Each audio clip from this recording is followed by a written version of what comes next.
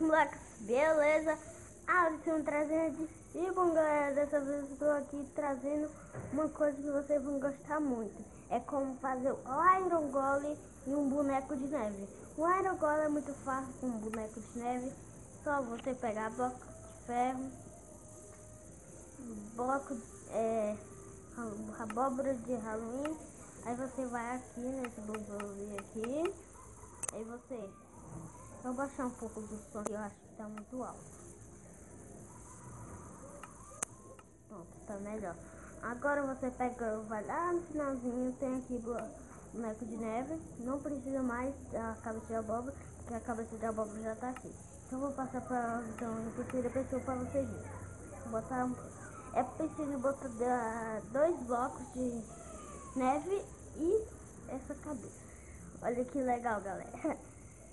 E se você pegar uma tesoura e apertar nesse boneco de neve, vai aparecer o nome cortar. E você aperta aqui.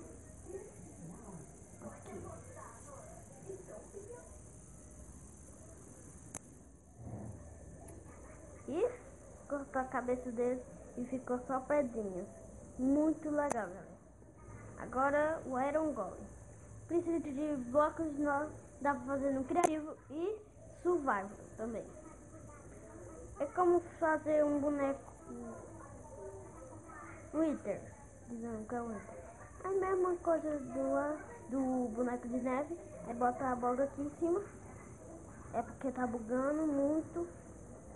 Não tá aparecendo. Vou fazer outra aqui pra ver se dá. Tá bugando mesmo. Tô, mas dá pra fazer do lado, ó. Se eu botar um zumbi, ele vai matar o zumbi. Ele mata qualquer mob. Tá matando o mob, ó. Matou. Muito legal. Mata até Blaze.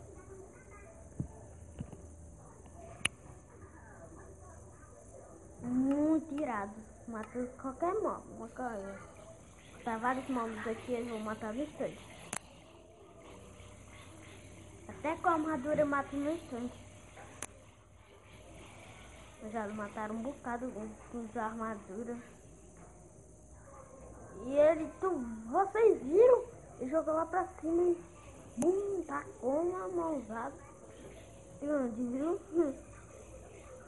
Vem! Galera, isso é muito irado.